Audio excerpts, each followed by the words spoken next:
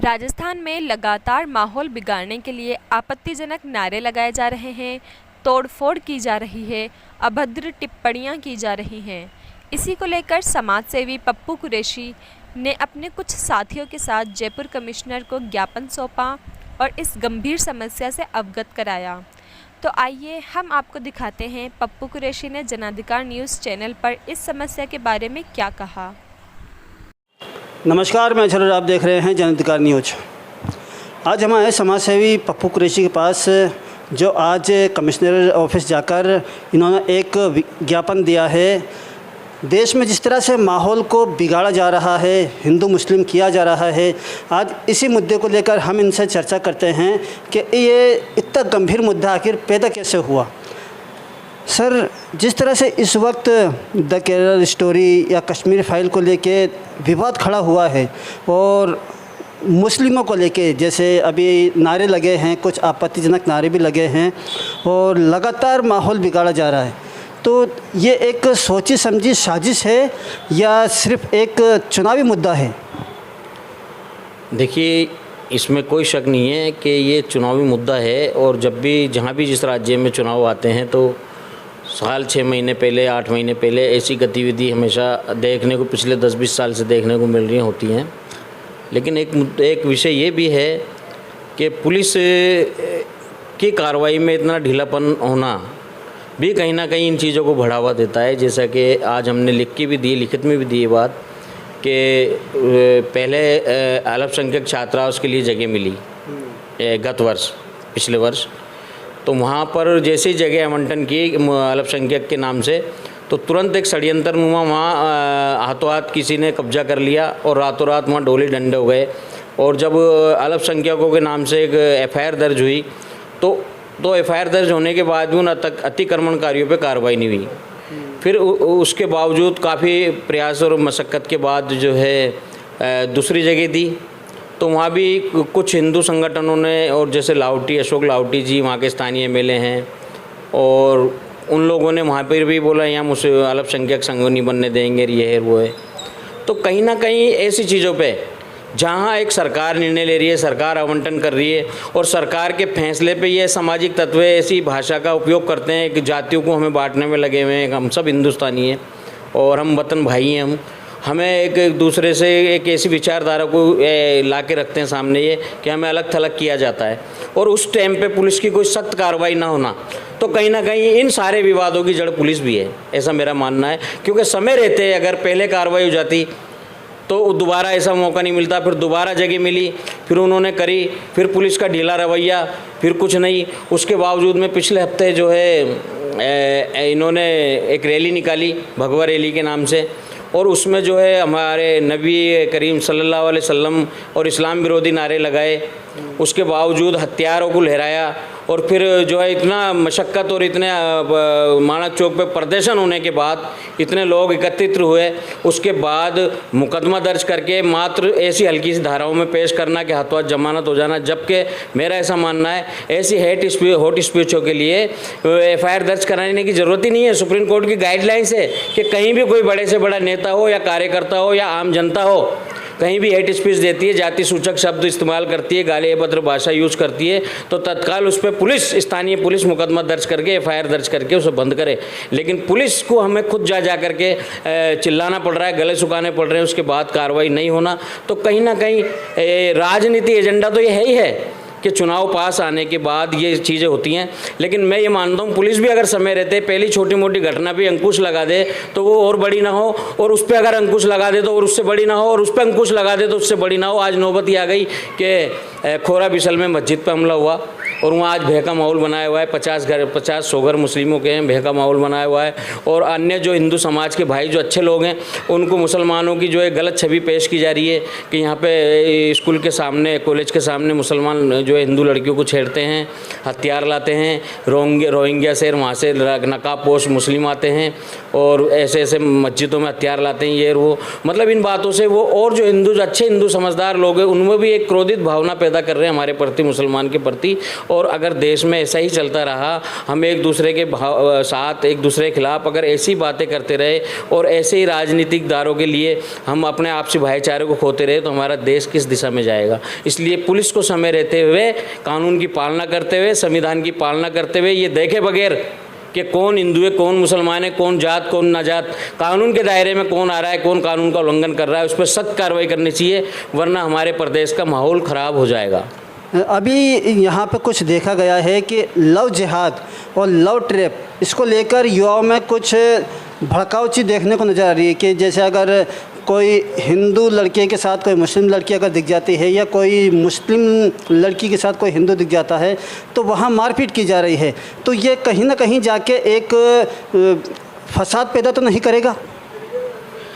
देखिए, जब दिलों में जाति और का सांप्रदायिक जहर घुल जाता है तो हर चीज़ में लव जिहाद, भगवा ट्रैप, मस्जिद, मंदिर, गाय, ये सब नज़र आने लग जाता है।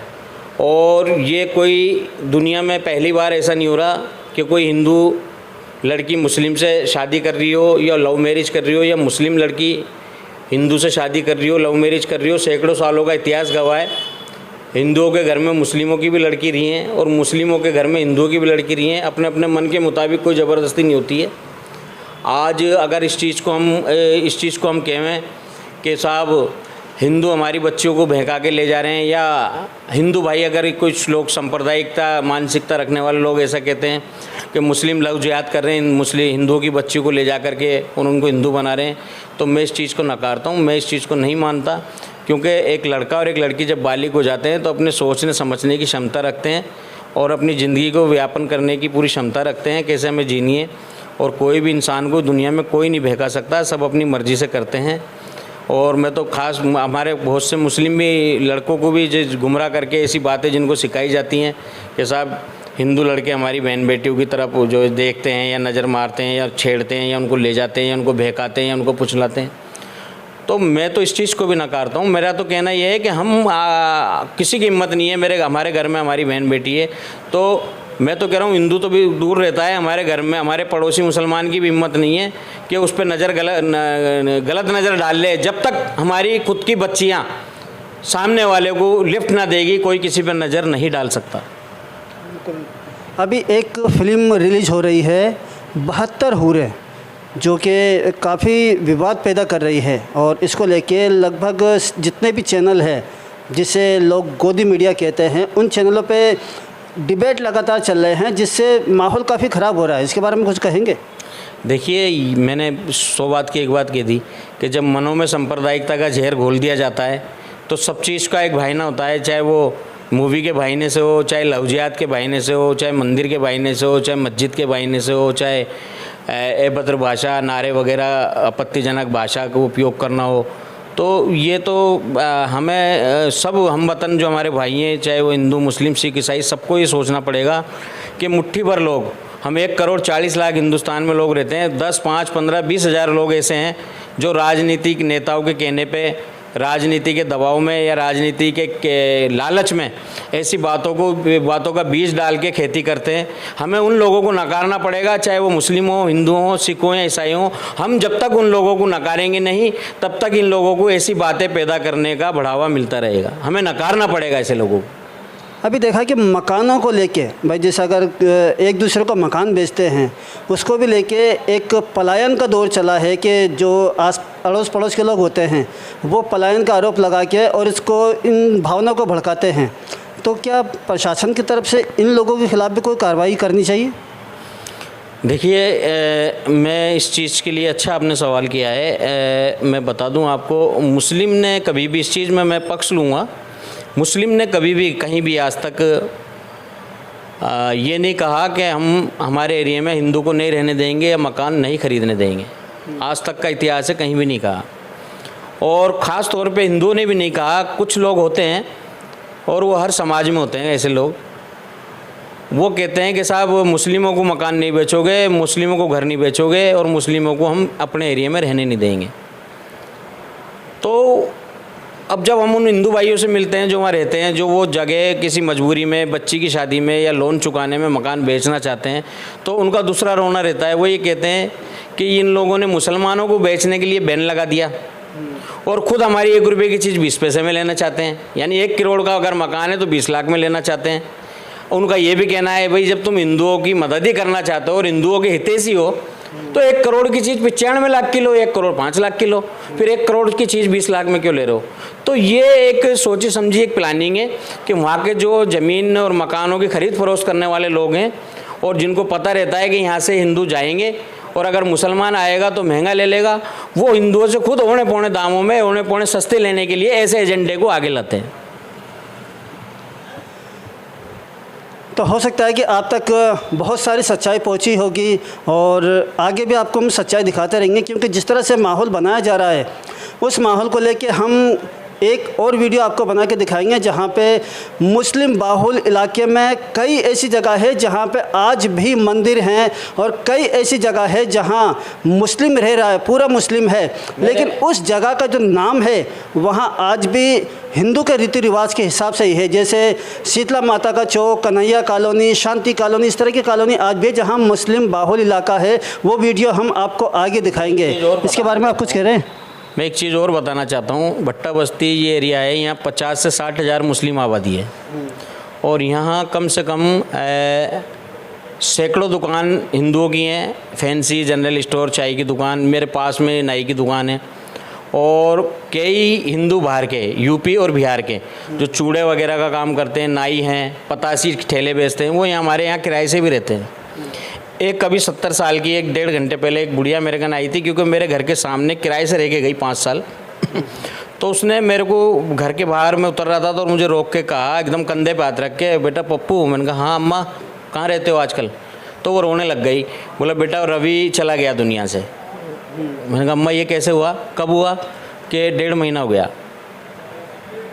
तो उसकी जो आस्था थी मेरे प्रति, जो एक विश्वास था मेरे प्रति, उसकी आंखों में जो एक चमक थी और एक उसका जो आंखों में आंसू थे, वो मुझे एक ऐसा महसूस हुआ कि इसको रवि जाने, इसका बेटा जो दुनिया से गया है तो ये मेरे से अपना दुख बांट रही है, कहीं ना कहीं मुझ में भी अपना बेटा देखती है। बिल्कुल सही कहा आपने, है ना। और फिर मैंने उससे कहा अम्मा भगवान को जो मंजूर था वो हो गया, लेकिन हम भी तेरे रवि जैसे हैं और आप यहाँ रहते हो, कभी अपने आप को अलग थलग मत समझना। आपको बोला मेरी बच्ची की शादी करूँगी मैं बेटा, मेरे को उस टाइम आपकी ज़रूरत पड़ेगी। मैंने अम्मा मैं उस टाइम भी साथ खड़ा मिलूँगा, उससे पहले भी आपको कोई तकलीफ़ हो, कोई राशन की, खाने की व्यवस्था की, कपड़ों की, लित्ते की, तो आप मुझे याद करना। आप कभी अपने आप को हिंदू या मुसलमान की नज़रों से मत महसूस करना। आप हमारे पड़ोस में रह के गए हो, आप हमारे परिवार की तरह हो और हम हमेशा आपसे जब भी मिलेंगे परिवार की तरह ही मिलेंगे, आपके बेटे की तरह मिलेंगे। आज की ही बात है ये। इसी तरह की सच्चाई हम आपको आगे भी दिखाते रहेंगे। देखते रहें जन अधिकार न्यूज़।